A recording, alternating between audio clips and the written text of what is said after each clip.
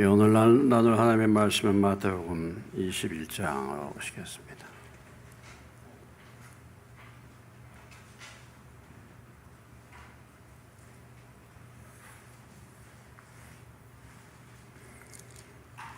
오늘 마태복음 21장 1절로 11절까지 말씀입니다. 그들이 예루살렘에 가까이 가서 감람산 벳박에 이르렀을 때 예수께서 두 제자를 보내시며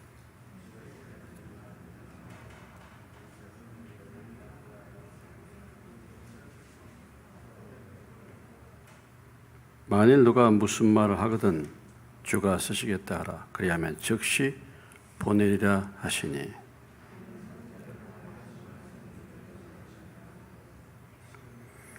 시온 딸에게 이르기를 내 왕이 내게 임하나니 그는 겸손하여 나귀 곧 멍에 매는 짐승의 새끼를 탓도다 하라 하였느니라. 나귀와 나귀 새끼를 끌고 와서 자기들의 겉옷을 그 위에 얹으며 예수께서 그 위에 타시니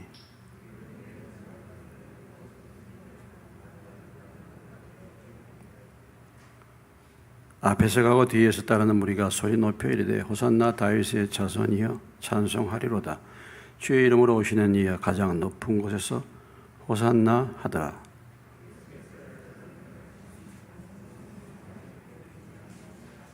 (11절) 다 같이 무리가 이르되 갈릴리 나사렛에서 나온 선지자 예수라 하니라. 하나님 아버지, 기록된 또 주의 말씀을 통해서 저희들이 주님의 음성을 듣기를 원합니다. 이 사건을 통해서 주님이 교훈하시기 원하시고 배우기 원하시는 그 말씀을 들을 수 있도록 성령님께서 저희들의 귀를 열어주시고 또 이 말씀을 따라서 우리의 삶에서 변화되어야 될 부분이 무엇인지, 고쳐야 될 생각과 우리의 삶의 방식과 이런 모든 부분들이 또 말씀을 듣고 깨닫고 실제의 삶 속에서 순종하며 실천할 수 있는 능력을 이 시간도 주의 성령님께서 우리에게 부어 주시옵소서. 예수님의 이름으로 기도하옵나이다. 아멘. 이제 드디어 마태복음이 끝나가는 그런 상황에 있습니다. 오늘 마태복음 21장 우리가 잘 알다시피 예수님의 예루살렘 입성입니다. 예루살렘 입성입니다.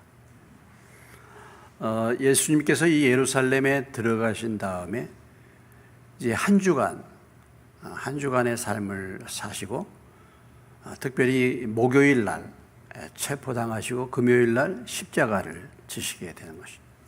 어떤 의미에서 본다면 이제 예수님께서 이 땅에 사실 기간이 5일밖에 남지 않는 그런 시점이라고 볼 수 있겠습니다. 그래서 지금 예수님이 예루살렘에 들어가시는 것이죠. 예수님의 예루살렘 입성 특징이 무엇입니까? 오늘 1절로부터 5절 사이에서 보면 나귀 새끼를 타고 입성하셨다는 것이죠. 나귀 새끼를 타고 입성하셨다. 이렇게 왕이 행차할 때 여러분 그 행사를 할 때 대단하지 않습니까? 이번에 엘리자베스 여왕이 죽었는데 장례식 하는 것도 여러분 텔레비전으로 보셨는지 모르겠습니다만 대단한 전 세계에 초청한 유명한 인사들만 해서 2,000명이 넘는 그런 많은 사람들이 전 세계 지도자들이 초청을 받고 죽은 장례식만 해도 142명의 군인들이 그 관을 온구하는 그런 것들을 볼 수 있고 또 일반적으로 대통령에 취임한다. 특별히 또 왕위에 오를 때의 대관식 이런 것은 화려하기가 이루 말할 수 없죠. 군악대가 동원이 되고 축포를 쏘고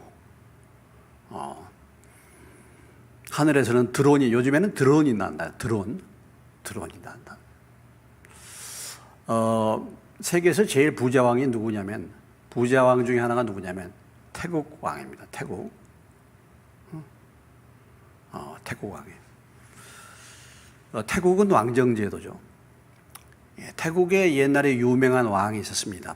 푸미폰 왕이라고.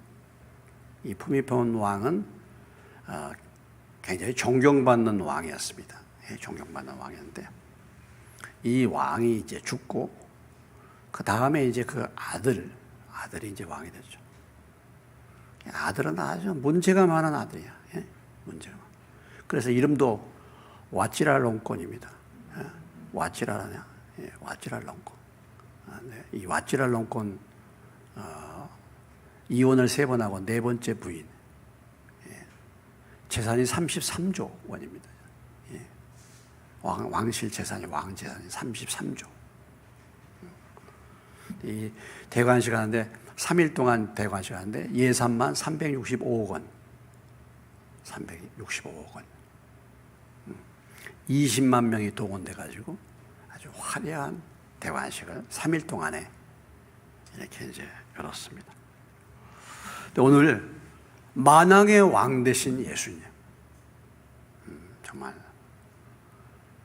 만주의 주가 되시고 만군의 왕이 되신, 만왕의 왕이 되신 예수님이 이 땅에 오셔서, 왕 중의 왕이신 예수님이 이제 예루살렘을 입성하는데 나귀 새끼를 타고 입성하셨다.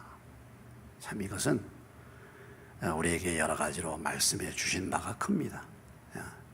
정말 나귀도 아니고 나귀 새끼를 타고 예루살렘 성에 입성을 하셨다라는 것이죠. 하늘의 모든 영광 보좌를 버리고, 빌립보서 2장에 보면 하늘의 모든 영광 보좌를 버리고 이 땅에 인간의 모습으로 오셔서 하나님이 인간의 몸을 입고, 그리고 낮아질 대로 나중에 죽기까지 복종하셨다. 이 겸손의 극치잖아요. 겸손의 극치입니다. 겸손의 극치. 이 모습을 예수님은 친히 우리에게 보여주고 계시죠. 예수님은 친히.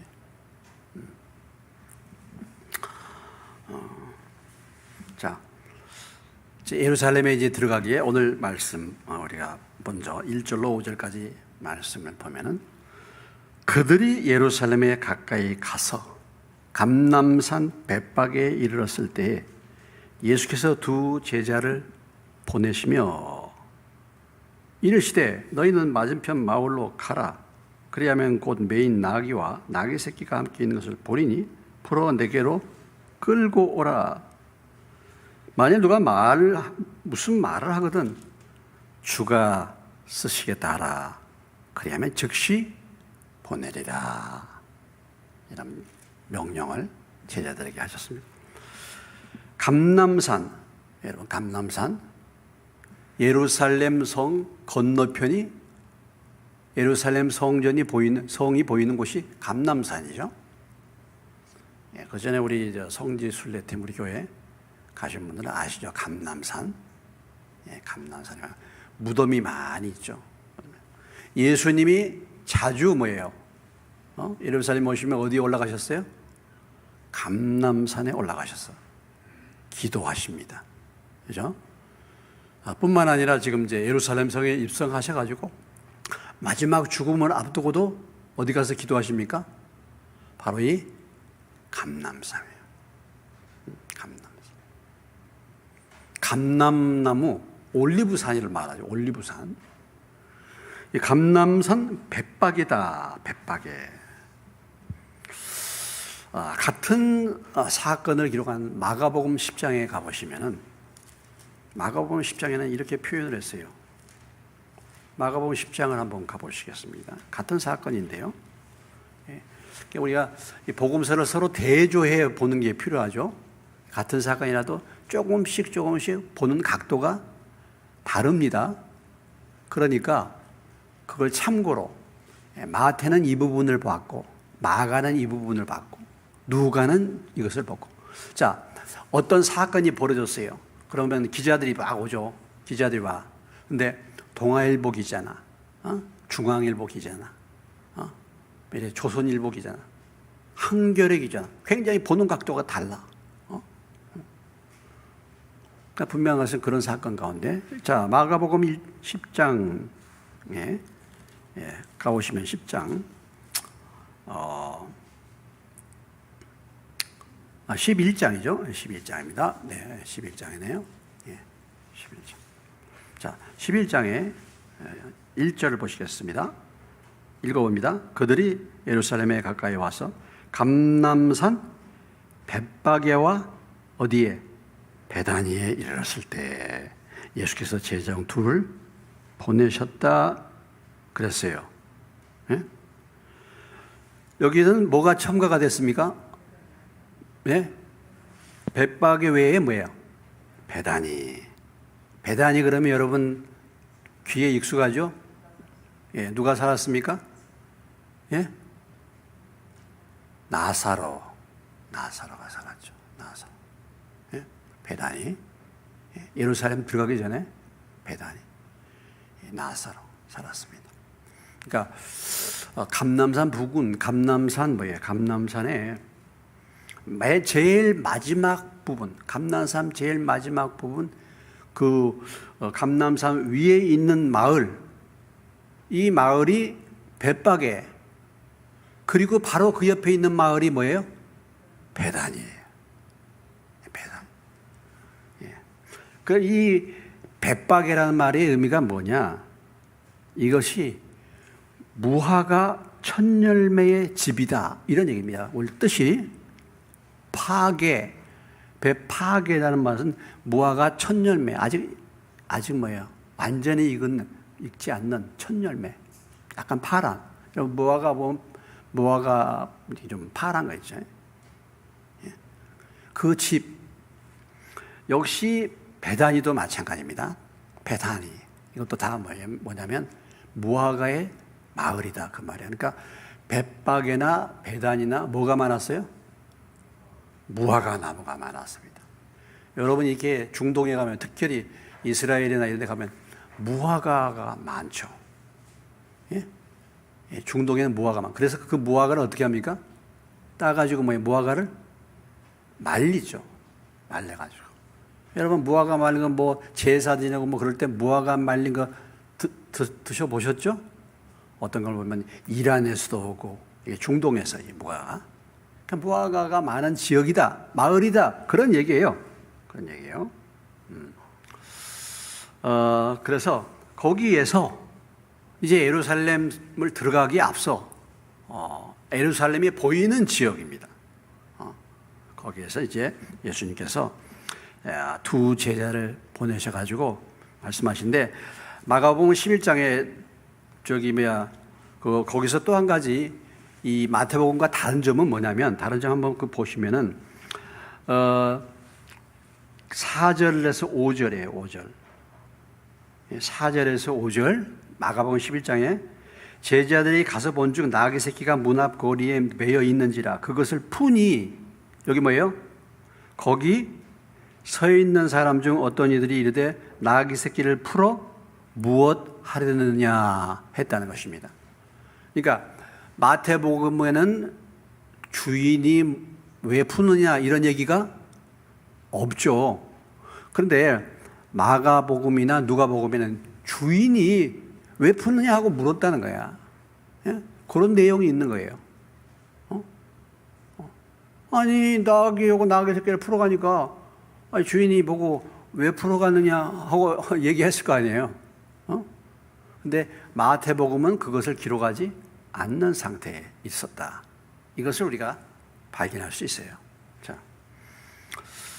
자, 아무튼 두 제자를 보내셔가지고, 야, 너희들 맞은편 마을로 가서 거기 가면은 메인 나귀와 나귀 새끼가 있는데 풀어서 내게로 가져오라. 만일 누가 무슨 말을 하거든 어떻게 하라고요? 어떻게 하고 가져와라고? 주가 쓰시겠다. 이렇게 하면은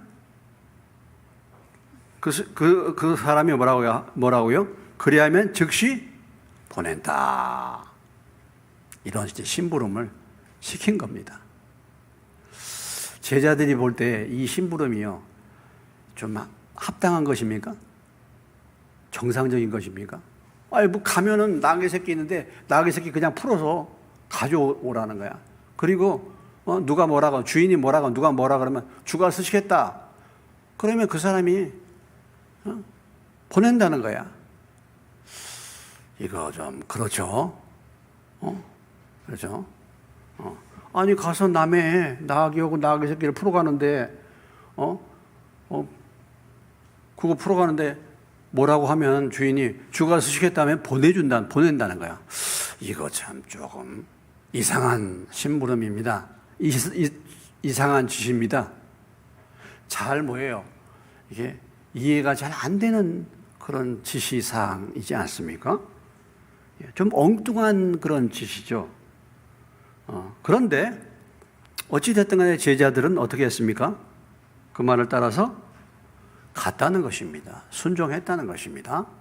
순종했다는 거예요. 제자들은 주님이 뭐예요? 무슨 말씀을 하시든지 뭐 하는 겁니까? 예? 순종하는 거예요. 좀 이해가 안 돼요. 우리가 하나님의 말씀도 마찬가지입니다, 여러분. 다 이해가 돼서 따릅니까? 이해가 잘 안 돼. 좀 엉뚱해. 그런 거 많아요. 그러면은 그런 거 순종 안 해. 내 생각으로 잘라버려.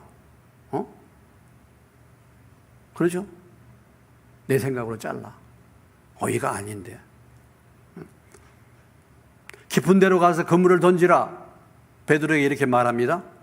아니, 내가 누군데 내가 지금 갈릴리 바다에서 5분 노릇하면서 잔뼈가 굵은 사람인데 깊은 데 가서 그물을 던지면 물고기가 잡히나? 어림도 없는 거요. 아니, 그런데 뭐야? 그 깊은 데로 가서 그물을 던졌더니 배에 고기가 가득하게 잡힌 것입니다.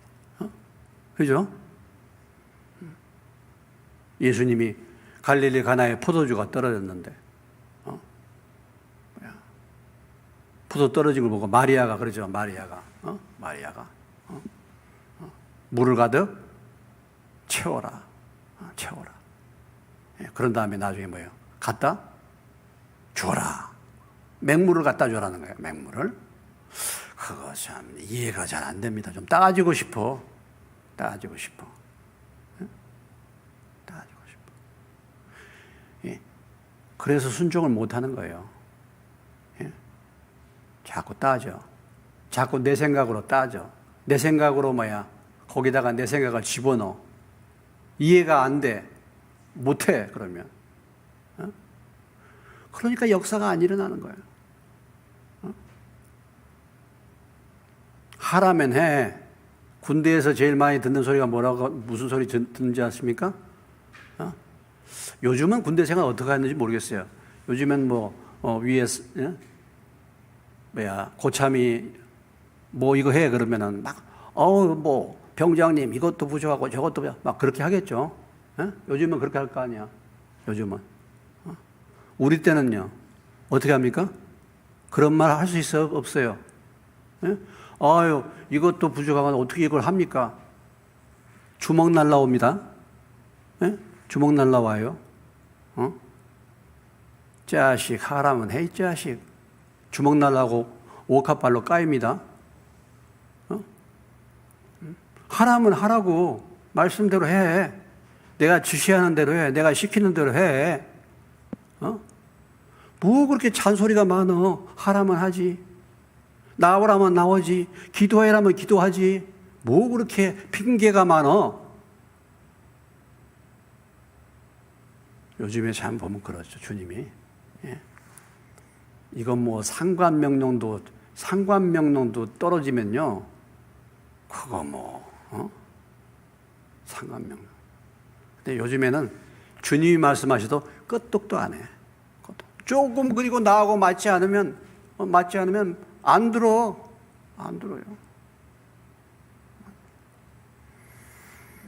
오늘 어찌됐든지 간에 이렇게 해서 가서 끌고 와라. 그거 누가 뭐라 그러면 내가 쓰겠다고 해. 주가 쓰시겠다고 해.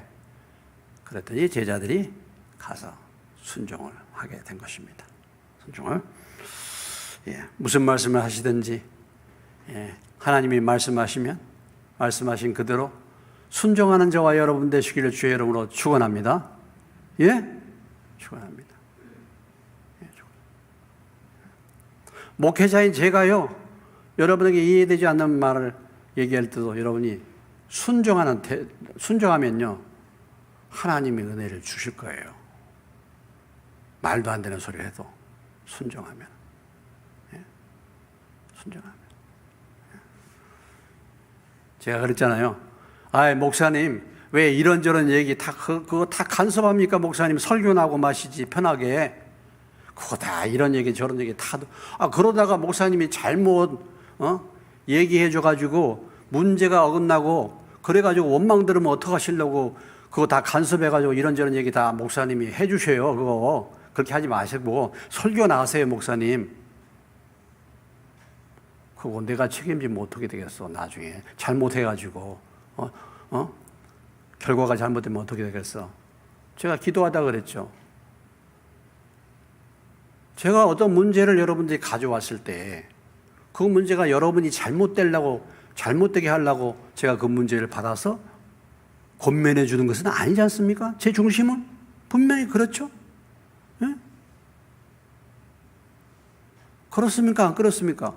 여러분 잘못되라고 제가 그렇게 혹시 잘못된 제가 어떤 저기를 한다 할지라도 제가 분별해 볼 때 그렇게 되면은 하나님의 인도를 잘 받겠다라는 의도로 얘기를 해줄 거 아니에요. 그런데 그것이 잘못될 수도 있어요, 없어요? 있어. 그런데 저의 말에 순종하기 위해서 와가지고 겸손하게 와가지고 물어서 잘못된 얘기를 해서 잘못됐어.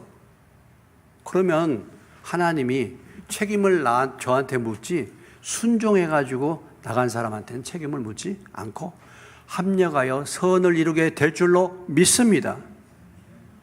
믿습니다. 그거 자세가 중요한 거예요. 그 자세가. 그래서 제가 그렇구나. 내가 여러분 길이 잘못되라고 제가 그런 거 받아가지고 얘기합니까? 잘 되라고 그렇게 하는데 잘못될 수도 있어요, 혹시. 그러나 순종하는 마음으로 온 사람에게는 하나님이 합력하여 선을 이루게 하시죠. 반드시 그렇게 하십니다. 순종이 제사보다도 나은 것이죠. 순종. 자, 그랬더니 가서 얘기했더니 뭐야? 보내는 거잖아요. 여기 본문에는 잘 안 나와 있지만은 마태복음에 안 나와 있지만 누가복음에 보면은 이제 주인이 물었다가 보내는 장면이 나와요. 누가복음에 보면은 누가복음 19장에 보면은 그런 게 이제 나오는데 28절로 쭉 보면은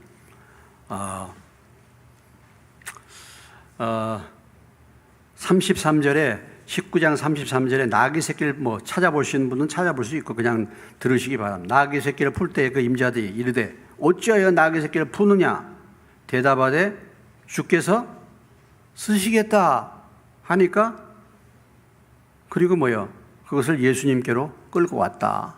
그러니까 임자들이 어떻게 했다는 겁니까? 주가 쓰시겠다 하니까. 임자들이 어떻게? 보냈다는 거예요, 즉시로. 그러니까 데리고 오죠. 야, 너 누군데? 예수가 누군데 주가 쓰시겠다고 하느냐? 그 당시에 나귀하고 나귀 새끼가 큰 재산인데 그걸 가져가느냐? 이렇게 말릴 수 있잖아요. 안 줄 수 있잖아요. 근데 보냈다 이것입니다. 보냈다는 것이죠. 주가 쓰시겠다 할 때 즉시로 보냈다. 자, 이것을 볼 때 지금 누가 준비가 됐습니까? 누가 준비가 됐어요? 누가 준비가 됐어요? 자, 지금 나귀하고 나귀 새끼가 있습니다. 나귀하고 나귀 새끼가 있다는 것을 예수님이 이제 알고 계시는데 준비가 됐어요. 근데 사실은 준비는 누가 된 겁니까? 나귀 주인이 준비된 거예요. 그래서 주가 쓰시겠다 하니까 뭐야? 쓰십시오 하고 내놓는 거예요. 나귀 주인이 준비가 돼 있어. 주님이 쓰시겠다 하면 내가 언제든지 뭐야? 드리겠습니다. 이렇게 준비가 되어 있기 때문에 주가 쓰시겠다. 가져와. 아무 소리고 가져오죠.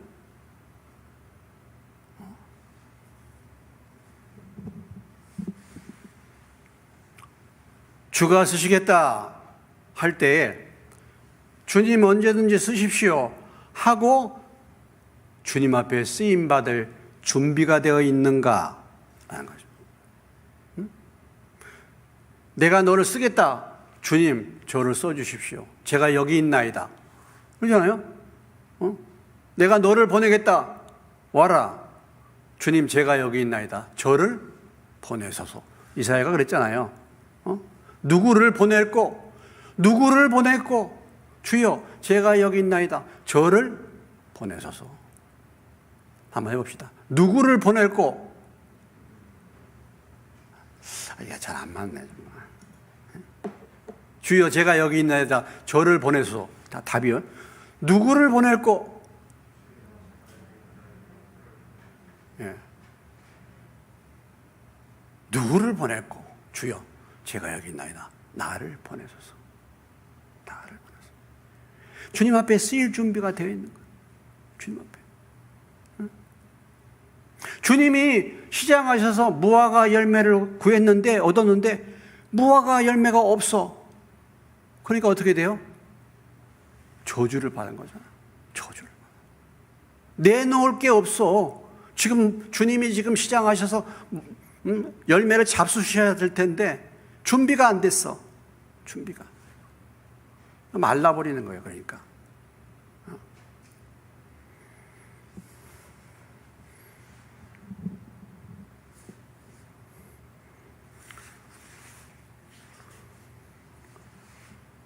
오늘도 그렇습니다, 여러분. 오늘도 마찬가지죠. 예수님이 탄식하셨잖아요. 추수할 곡식은 많은데 뭐가 부족해요? 추수할 곡식은 많은데 뭐가 부족해? 일꾼이 부족해. 일꾼이 부족해요. 일꾼을 찾는 거예요. 일꾼을 찾아. 일꾼이 없어. 지금 나라도 보세요. 나라도 보시면요. 일꾼이 없어, 나라가. 장관을 임명하려는데 말이죠. 장관의 자격을 갖춘 사람이 없어. 그래가지고, 뭐 청문회 한다. 이거 다 자격이 잘 안 돼. 나라를 망치잖아요. 준비가 안 돼 있으니까. 그런 사람이 장관이 되면 일꾼이에요. 교회도 어떻습니까? 교회도 일꾼이 없어요, 사실은. 말꾼과 구경꾼은 많지만은 정말 일꾼이 없어. 일꾼이 없어요. 사실 가만히 보면 그래요. 다른 어떤 사람보다도 하나님의 교회는 기도하는 일꾼이 많아야 될 줄로 믿습니다. 기도하는 일꾼이 필요해요. 우선 모든 봉사는 성령으로 봉사해야 돼. 모든 봉사는 무엇으로 봉사해야 돼요? 성령으로 봉사해야 돼. 그러면 성령으로 봉사하는 게 뭡니까? 성령으로 봉사하기 위해서는 뭐가 필요합니까? 기도가 필요하잖아요. 기도하는 일꾼. 기도하는 일꾼.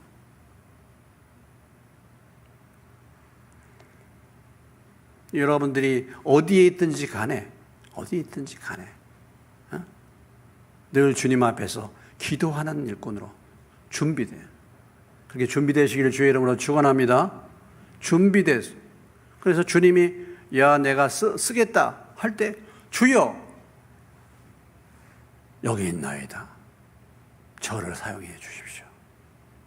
이렇게 하는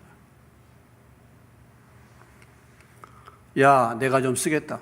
아유 안 돼요. 안 됩니다. 그렇게 할 수 없어요. 쓰려고 하니까 전혀 준비가 안 돼 있어. 어떻게? 안 되는 거예요.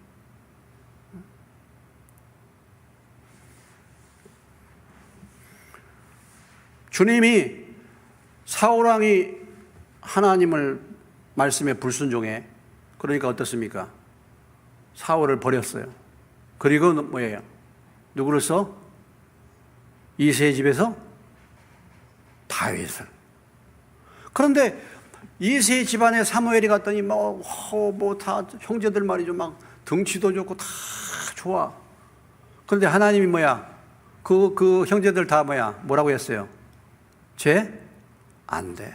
쟤 아니야. 쟤 아니야. 다 거기에 없어. 하나님이 누구를 쓰셨어요? 누구를 불렀어요? 예? 다윗. 아니, 제일 막내 다윗이야. 다윗이 어떻게 준비되었습니까? 양을 치면서 뭐예요? 양을 치면서 하나님을 의지해가지고 양을 지키고 사자나 곰에 하나님의 이름으로 돌팔매질을 해서 양을 빼앗아오고 양을 지키고. 다윗의 심령이 그 광야에서 말이죠, 양을 키우면서 하나님을 정말, 나이는 어렸지만 제일 막내지만 하나님을 섬기는, 하나님을 경외하는 믿음이 충만했기 때문에 하나님이 다윗을 쓰신 거잖아요. 그러니까 다윗이 골리앗 앞에 가서도 이렇게 말하잖아요. 너는 무기로 오지만 나는 만군의 여호와의 이름으로 간다. 그리고 저 할례 받지 못한 이방인이 하나님을 못 오고 그래? 하나님에 대한 믿음이 충만한 다윗. 이렇게 준비되어 있으니까 하나님이 다윗을 보시고 다윗을 쓰신 거잖아요. 다윗을. 여러분은 어떻습니까? 우리 자신은 어떻습니까?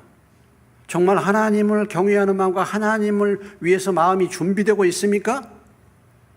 세상에 빠져가지고 맨날 어떻게 하면 잘 먹고 잘 살까? 세상 것들에 붙들려가지고 그렇게 어떻게 하면 돈을 많이 벌까? 이런 곳에 마음의 생각이 다 빠져 있습니까? 어떻습니까? 주님, 언제든지 제가 부르시면 제가 주님 앞에 쓰임받기를 원합니다.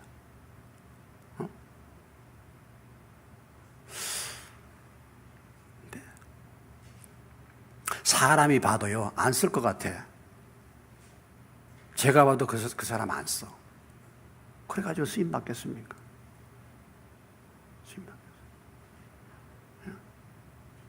쓰임 받는 사람, 주가 쓰시겠다 할 때 즉시 쓰임 받는, 그렇게 준비된 저와 여러분 되시기를 주의 이름으로 축원합니다. 즉시로 쓰임 받는. 평상시에 잘 준비가 돼야 되지 않겠습니까? 날마다 일상에서 말씀과 기도 가운데 인생이 가장 복된 인생이 뭐겠어요? 가장 복된 인생이 뭐겠습니까? 주님께 쓰임 받는 인생이에요. 정말 그래요. 근데 주님께 쓰임 받는 인생이 별로 없잖아요. 전부 다 자기를 위해서 살잖아. 내가 주님 앞에 쓰임 받아. 이게 가장 귀한 인생이고 가장 복된 인생. 주님이 쓰시겠다고 할 때 주여 나를 보내소서, 나를 써주소서, 이렇게 준비할 수 있는 저와 여러분 되시길 주의 이름으로 축원합니다. 준비되어 있는가? 준비되어 있는가? 자, 이렇게 한 것은 선지자를 통하여 하신 말씀을 이루려 하심이라 일렀을 때 5절 시온 딸에게 이르기를 내 왕이 내게 임하나니 그는 겸손하여 나귀 곧 멍에 매는 짐승의 새끼를 다투다 하라 하였느니라. 자, 주가 쓰시겠다 할 때 나귀 오고 나귀 새끼를 주인이 금방 내어준다. 그래서 나귀 새끼를 타고 예수님이 예루살렘 성에 입성한다.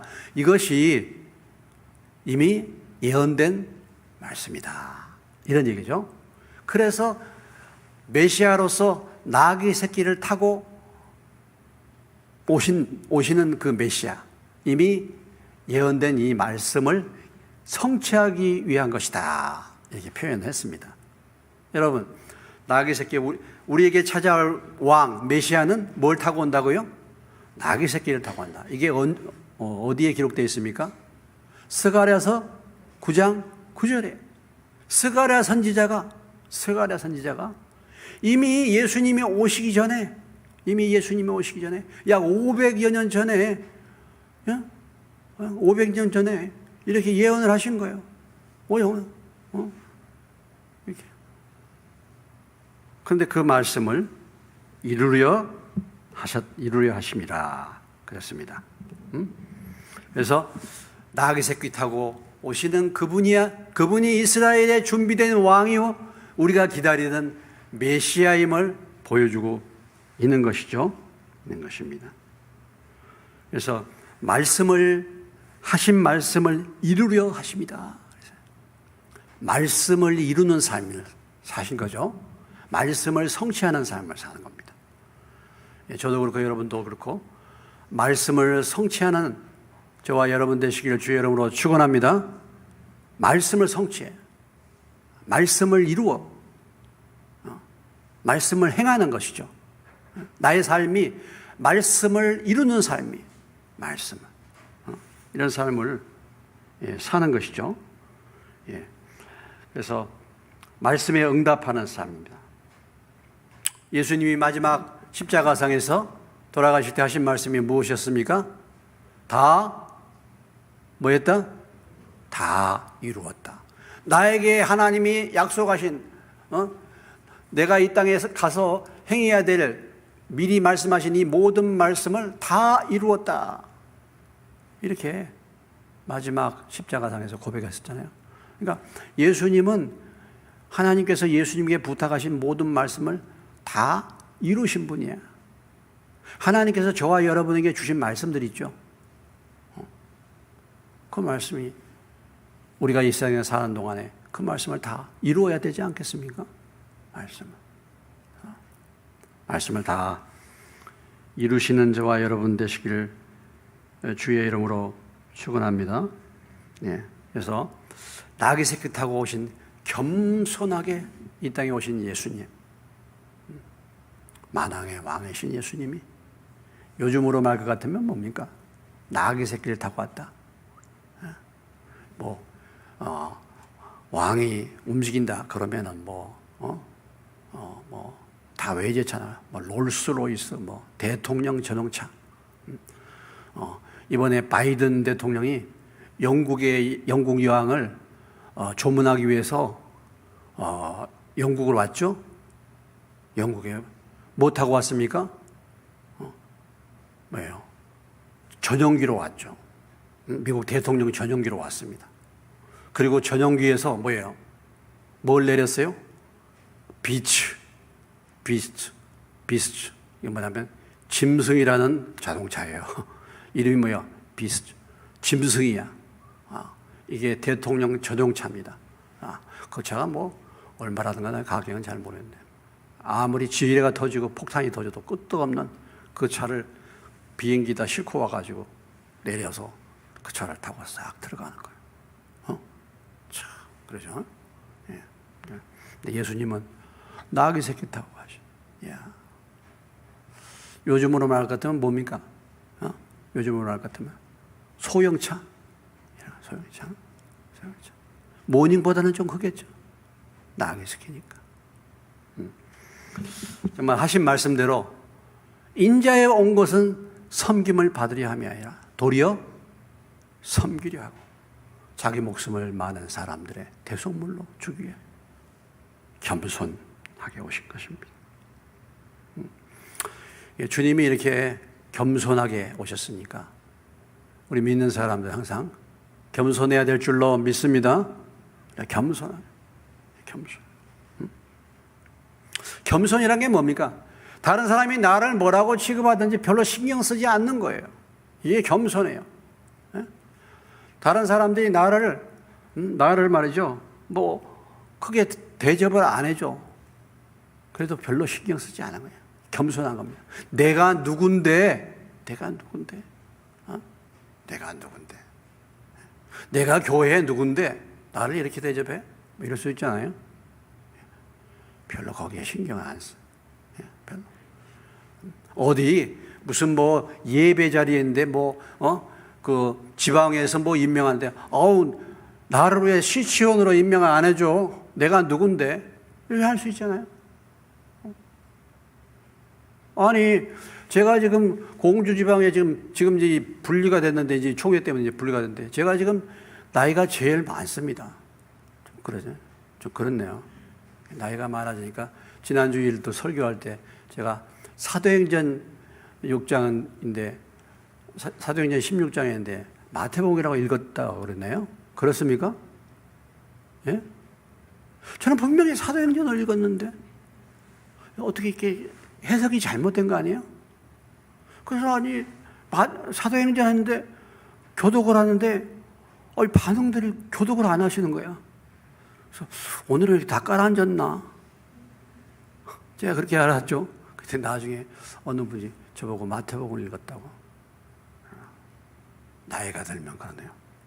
마스크를 턱에다 걸고요. 보니까 마스크가 없어.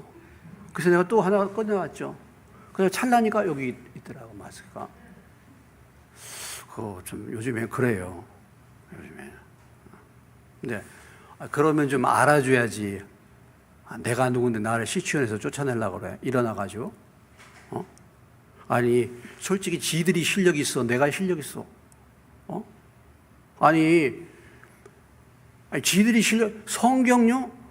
아주 정말 성경의 성자도 잘 모르는 애들 많아. 목사지만은. 열날 수 있죠. 열날 수 있죠. 아니, 제가 시치원 서기를 몇 년 동안 했는데,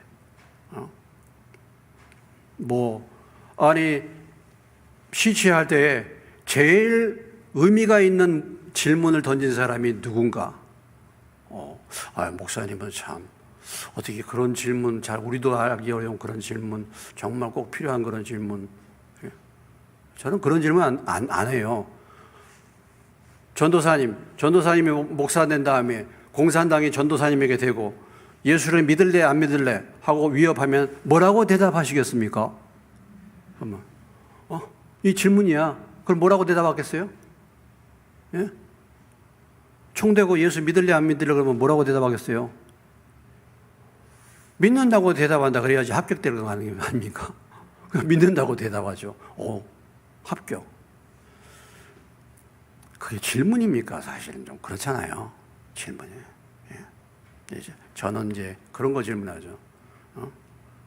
전도사님, 또는 집사님, 보증서 주려고 한다. 보증서 달라고 하려고 하는데, 어떻게 거기에 대해서 집사님은 생각하고 계십니까? 또는 믿지 않는 자가 동업하자고 할 때 어떻게 하시겠습니까? 이런 거 물어보죠. 또는, 다단계, 이런 사업, 이런 부분에서 어떻게 생각하십니까? 그래서 제가 성경으로 그런 걸 실제적인 것을 풀어주죠. 근데 저보고 시치원 오래 한다고 일어나서 막 저한테 막 공격적으로. 제가 거기에 대해서 그러시냐고. 나 물러간다고. 나 물러가요. 잘 하시라고. 그러니 그렇게 하더니 결국은 뭐예요? 문제가 터졌잖아요. 거기서부터 문제가 터진 거예요. 지방이가 갈라진 이유가. 거기서부터. 그래가지고 시치원 서기를 한다고 하더니 시치를 해놓고서 총회에다가 보고를 안 한 겁니다. 총회에다 보고를 안 한 거예요. 그러니까 금년도에 지금 시치를 받아가지고 금년도에 올라가서 이제 목사가 돼야 되는데 보고를 안 한 거예요. 그걸 몰랐어. 그래가지고 내가 이제 목사가 된 줄 알았어. 나중에 2년이나 지난 다음에 목사가 안 된 거예요, 아주. 어떻게 그런 일이 있습니까? 아니, 그런 기본적인 것도 몰라가지고 이렇게 된다니까. 그러나, 누가 뭐라 그러더라지, 그건 할 사람 하라고. 할 사람. 굉장히 그런 게 민감해요. 뭐 예배를 드리고 하는데 무슨 뭐 안수 예배나 뭐 하는데 나는 왜 축사 안 시켜줘? 나는 왜 격려사 안 시켜줘? 이것도 굉장해요. 막. 네. 안 시켜주면 말고 그런 거 꼭 이렇게 내 얼굴을 드러내야 되고 내 이름을 드러내 이럴 필요가 없잖아요. 우리가 필요가 없습니다. 어떤 대접을 받든지 간에 거기에 별로 크게 신경 쓰지 말아요. 그러니까 이상하게 그런 것에 막 그런 한 자리를 한가라든지. 사실은요, 뭐 직분도 역시 마찬가지입니다. 교회 직분도 역시 마찬가지예요. 진짜. 내가 지금 이 교회에서 오래 신앙했는데 다른 사람은 직분을 세워주고 나를 안 세우네. 이런 데 대해서 여러분 상처받고 그렇습니까? 어떻습니까? 하나님 앞에 가면 여러분이 저보다 더 큰 상급을 받으실 분들이 있어요. 그러니까 그런데 이게 뭐냐면 다 겸손하지 못한 거예요. 겸손.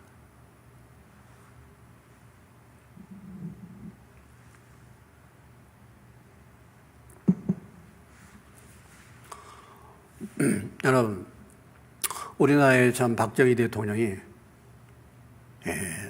김재규한테 총을 맞았지 않습니까? 그 직접적인 원인이 무엇입니까? 물론 뭐 탄압을 하고 핍박을 하고 뭐 독재를 했다. 그러지만 그 직접적인 원인은요, 중앙정보부장인 이 김재규 씨가 열받아서 그래요. 누구 때문에 열받았습니까? 잘 모르시나요? 차지철 경호실장 때문에 열받았어. 중앙정보부장이 높습니까? 경호실장이 높습니까? 예? 중앙정보부장이 높아요. 그리고 김재규 씨는 계급적으로, 군대 계급적으로도 그렇고 경력도 그렇고 차지철이보다 훨씬 위에요.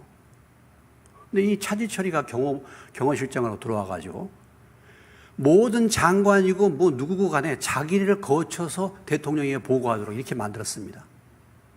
예? 그리고 그 연병장에서요, 행사를 하는데 자기 앞에서 사열을 시켰대. 완전히 뭐냐면 부통령이야. 부통령. 그래서 김재규 장관을 막 열을 올린 거예요. 그러니까 열을 받다가 죽인 거잖아요. 총을 쏠 때 뭐라고 얘기하면서 총을 쐈다 그랬죠? 각하, 이런 버러지 같은 놈을 갖다가 옆에 두고서 이런 놈 때문에 그렇게 하면서 죽였잖아요. 쐈잖아요.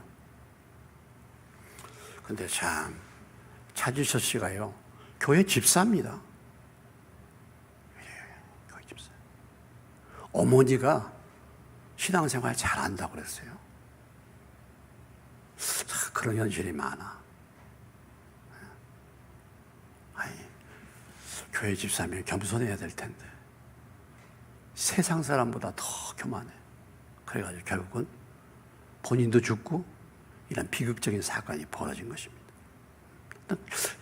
꼭 교만하면 멸망의 선봉이야. 교만이. 자, 그 나귀를 타고 예수님이 이제 드디어 예루살렘 성에 입성하십니다. 그리할 때 6절 이하에 11절 사이에 보면은 많은 무리들이 그 주님을 환영합니다. 그렇죠? 많은 그 무리들이, 제자들은 겉옷을 펴가지고 예수님이 그 나귀 새끼에 타도록 하시고, 무리의 대다수는 겉옷을 길에 펴고 다른 이들은 나뭇가지를 베어 길에 펴고 앞에서 가고 뒤에서 따르는 무리가 소리 높여 이르되 호산나 다윗의 자손이여 찬송하리로다. 주의 이름으로 오시는 이여 가장 높은 곳에서 호산나 하더라. 그러니까 예수님은 나귀를 타고 가셨는데 거기에 모였던 무리들은 예수님을 대단하게 찬양을 했습니다. 정말 예수님을 찬양했죠. 그래서 예루살렘 성이 소동하게끔 이들이 예수님을 그렇게 환영하고 영접했다라는 것이죠. 영접했어요. 그런데 이 무리들이 왜 이렇게 많이 모여서 예수님을 찬양했는가라는 것입니다.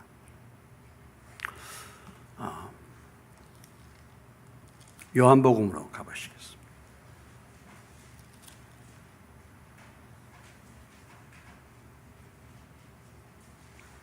요한복음 12장.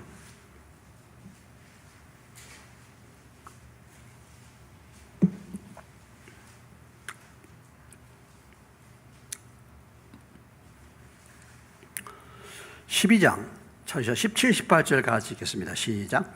나사로를 무덤에서 불러내어 죽은 자 가운데서 살리실 때에 함께 있던 무리가 증언한지라. 18절. 이에 무리가 예수를 맞으면 이 표적 행하심을 들었음이라라. 그러니까 이 무리들이 이렇게 많이 모인 이유는 무엇 때문에 그런 것이죠? 예, 죽은 나사로를 뭐예요? 살렸다. 죽은 자를 살리신 표적의 주님. 그래서 이들이 이렇게 예수님을 찬양하고 예수님을 경배했던 그 이유가 뭐냐? 표적을 보고. 그들이 이 예수님이 이제 예루살렘에 들어오실 때 예수님에 대한 기대감으로 가득 찼다. 기대감. 예수님이 이 오시는 이분이 누구셔? 마치 그들은 애굽에서 종살이하던 그 많은 이스라엘 백성들을 해방시킨 누구? 모세와 같은 민족 지도자. 모세와 같은 메시아. 그분이 오셨다.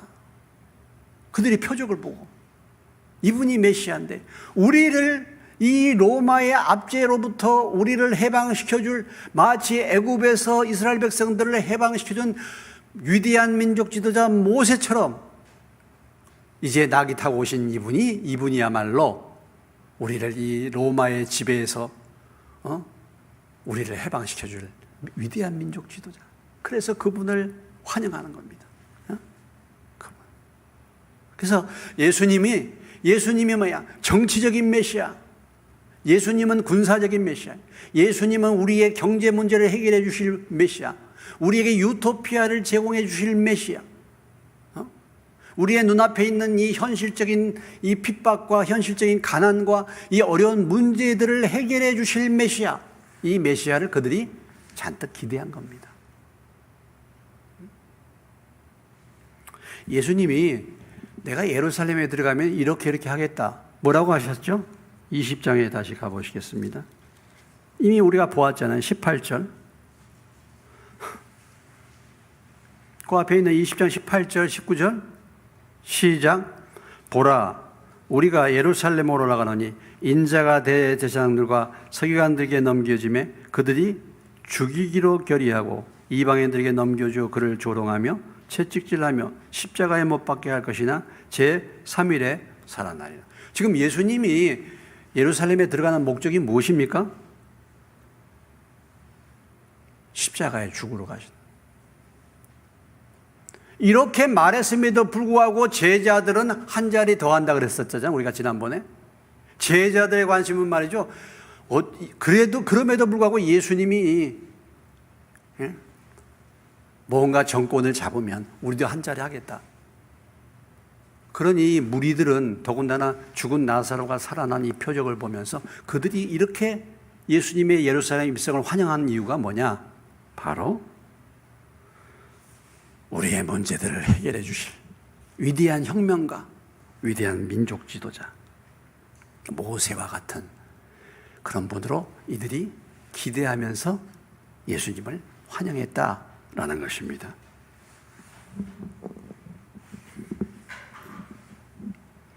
여러분, 예수님이 예루살렘 성에 들어간 가장 중요한 목적은 무엇입니까?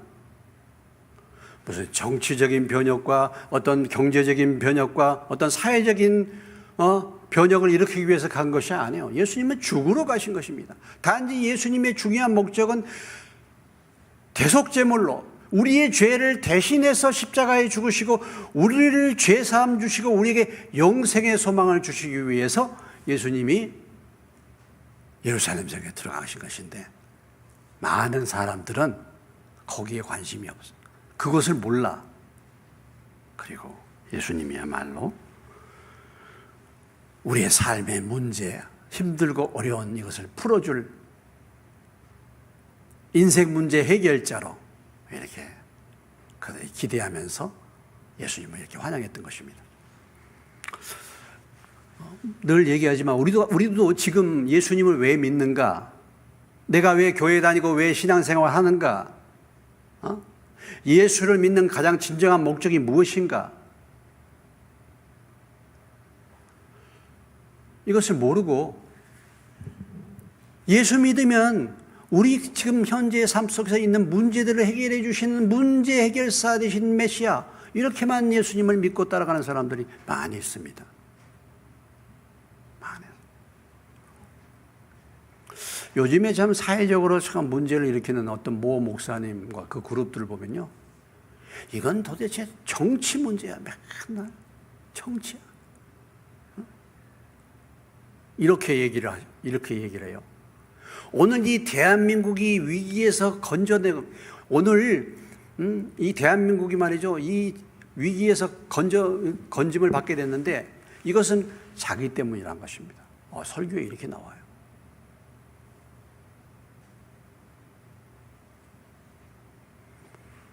완전히 정치꾼이죠. 정치를 해야지 무슨 목회를 합니까?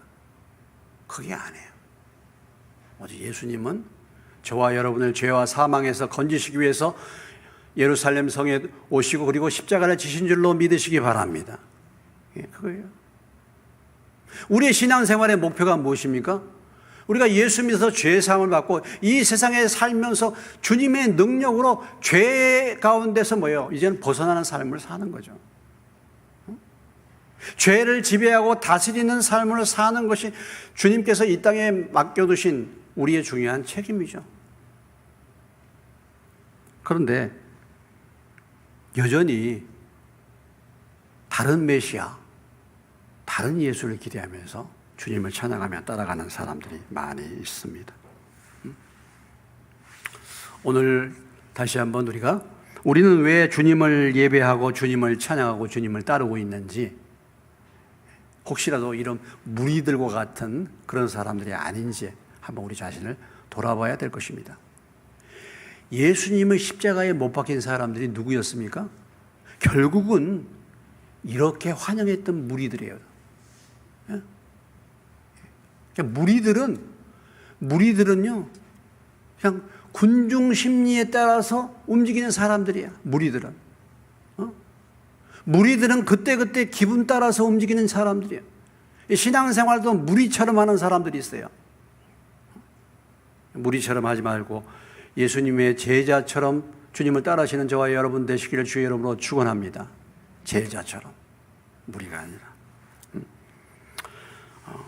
그래서 다시 한번 내가 신앙생활하는 동기, 주님을 찬양하는 동기, 주님께 예배드리는 동기 한번 살펴보시오.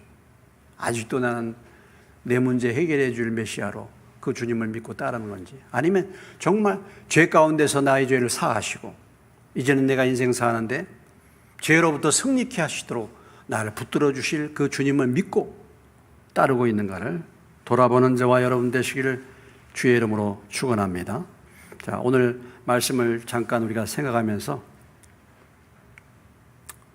겸손하게 나귀 타고 오신 주님, 그래서 말씀을 이루신 주님, 주가 쓰시겠다 하실 때 준비된 나귀 새끼 주인들 같이 우리도 과연 그렇게 준비되고 있는가 다시 한번 돌아보고, 주님을 따르는 진정한 믿음의 동기가 무엇인가를 돌아보고 한 1, 2분간만 잠깐